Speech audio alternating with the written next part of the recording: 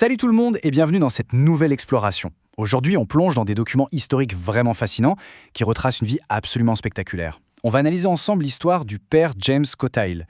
C'est pas juste un récit biographique, c'est l'histoire d'un homme dont les actions en Inde ont littéralement bouleversé tout le tissu socio-économique d'une région. Bref, préparez-vous pour un mélange incroyable de dévouement total, de réformes structurelles massives et, malheureusement, d'une conclusion tragique.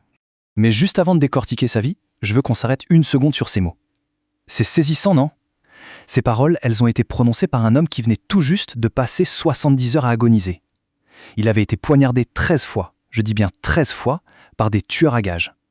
Et pourtant, depuis son lit d'hôpital, il a catégoriquement refusé de donner leur nom à la police. Une telle force de pardon, ça pose tout de suite une question évidente. Qui était cet homme au juste et qu'est-ce qu'il avait bien pu faire pour s'attirer une telle haine de la part de ses commanditaires ? Alors, comment on va aborder tout ça ? Voici notre plan de route. 1. Le sacrifice ultime. 2. Les origines d'un missionnaire. 3. La mission d'émancipation des Adivasis. 4. Les programmes de progrès socio-économique. 5. La réaction meurtrière. Et enfin, 6. Un héritage de transformation. On commence donc tout de suite avec notre première partie, le sacrifice ultime et cette terrible épreuve de 70 heures. Faut vraiment se projeter en 1967 dans la mission de Navwatar. À l'époque, c'est une zone très isolée, infestée par la criminalité, vraiment perçue comme dangereuse. Et c'est là que l'histoire bascule. L'ironie tragique de la situation est juste folle. Regardez cette chronologie. Le 13 juillet, vers 21h, des inconnus super bien habillés frappent à sa porte. Ils demandent juste un peu d'eau et un endroit pour dormir. Le père Cotaill, fidèle à lui-même, les accueille sans hésiter et leur offre un abri dans l'école d'à côté. Eh bien, à peine une heure plus tard, ces mêmes hommes, qui étaient en fait des tueurs professionnels, l'attaquent sauvagement. Après des jours de souffrance absolue, il finit par succomber le 16 juillet. Ce qui nous amène à notre deuxième partie, les origines d'un missionnaire, du Kerala au Chotanagpur. Pour comprendre comment il a pu atterrir dans une situation aussi fatale, il faut regarder d'où il vient. James Cotaill naît au Kerala en 1915. Il grandit dans une communauté catholique syro-malabar super paisible, réputée pour être très travailleuse.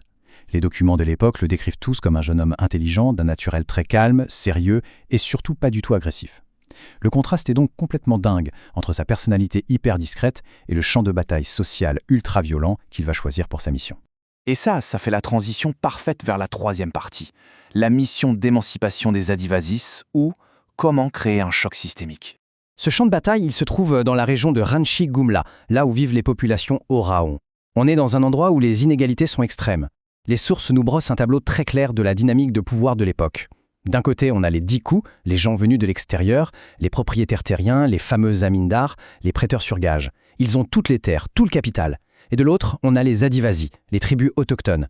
Sans leurs terres, ils sont réduits à un état de quasi-esclavage, complètement étouffés par des dettes impossibles à rembourser et cantonnés aux travaux domestiques. Du coup, la vraie question c'est comment le père Cotaill a-t-il décidé d'aborder ce déséquilibre géant ? C'est là que sa stratégie est fascinante. Il n'a pas du tout opté pour la révolution politique soudaine et violente. Non. Il a étudié les réformateurs du passé et a choisi l'évolution graduelle. Une approche de développement intégral, étape par étape, toujours dans le respect de la loi. Son but ? Donner aux Adivasis les outils pour qu'ils puissent s'émanciper eux-mêmes, de façon durable. On passe donc à la quatrième partie, les programmes de progrès socio-économique. Voyons concrètement son plan d'action. C'est là qu'on voit comment la théorie se transforme en pratique. Il a méthodiquement démantelé les systèmes d'oppression. Ce qui ressort de nos sources, c'est vraiment cette approche multidimensionnelle. Il savait très bien qu'on ne règle pas la pauvreté avec une seule idée magique. Alors il a attaqué sur tous les fronts. L'éducation, avec une académie hebdomadaire pour apprendre aux gens à s'exprimer en public. L'agriculture, en important des techniques pour booster les récoltes de riz. Et l'économie, en lançant des coopératives pour offrir une vraie liberté financière. Et quand on regarde ces initiatives, chacune raconte une histoire incroyable. Par exemple, amener la méthode japonaise pour le riz, ça a littéralement sauvé la sécurité alimentaire locale. Les coopératives de crédit, elles ont coupé l'herbe sous le pied des usuriers. Le gars était même d'un pragmatisme culturel hallucinant. Il s'est rendu compte que les messes du matin prenaient trop de temps sur les heures de travail dans les champs, alors il a juste décalé l'horaire à l'aube. Il a aussi organisé des tournois de hockey entre les villages pour créer un esprit de communauté. C'est du génie de terrain, tout simplement. Mais tout ça a eu un prix, ce qui nous amène à la cinquième partie, la réaction meurtrière, le coût de cette émancipation. Inévitablement, quand un groupe gagne en pouvoir, un autre en perd. Et le succès de ces programmes a créé une énorme tension. Les documents soulignent un catalyseur majeur, la terrible sécheresse de 1965 à 1967. Normalement, dans ce genre de crise, les prêteurs sur gage se frottent les mains, parce que les paysans n'ont pas d'autre choix que de s'endetter à des taux absurdes pour survivre. Sauf que cette fois, avec l'arrivée du père Kotaïl à Nawaterner, début 67, tout change. Ces fameuses coopératives de crédit offrent soudainement une alternative aux Adivasi. Et ça, pour l'élite économique locale, c'est juste intolérable. Les sources rapportent de façon très neutre, mais implacable, comment les zamindars et les usuriers ont vu leur contrôle social et leurs profits fondre comme neige au soleil. Pour eux, c'était mathématique. La menace devait être éliminée. Ils ont donc froidement organisé un complot. Et c'est cette décision purement financière qui nous ramène directement à la nuit fatidique du 13 juillet et à ces tueurs qui ont frappé à la porte de la mission. Enfin, abordons notre 6e et dernière partie, un héritage de transformation, la graine de la croissance. Parce que ce qui est dingue, c'est que sa mort n'a pas du tout stoppé le mouvement. Au contraire, ça l'a propulsé. Regardez un peu ce chiffre.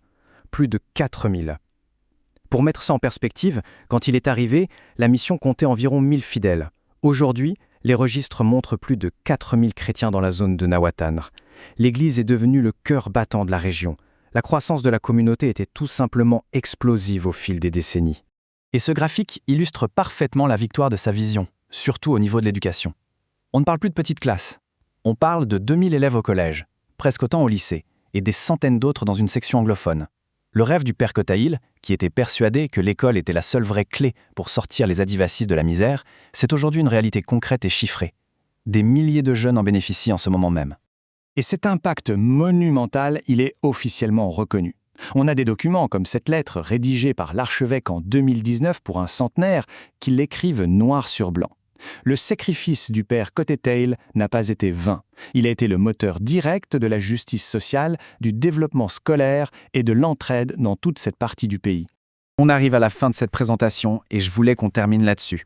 Il a été assassiné pour avoir osé briser un système économique oppressif. Mais en choisissant de pardonner à ses meurtriers sur son lit de mort sans une once de rancœur, il a cimenté quelque chose d'indestructible. C'est fou d'y penser. Est-ce que le refus de la vengeance, combiné à des réformes très pragmatiques sur le terrain, ne serait pas l'outil le plus puissant au monde pour créer un vrai changement systémique ? C'est une question profonde qui résonne bien au-delà de son époque. Voilà qui clôture notre exploration de ces documents vraiment poignants. À très bientôt pour une nouvelle analyse.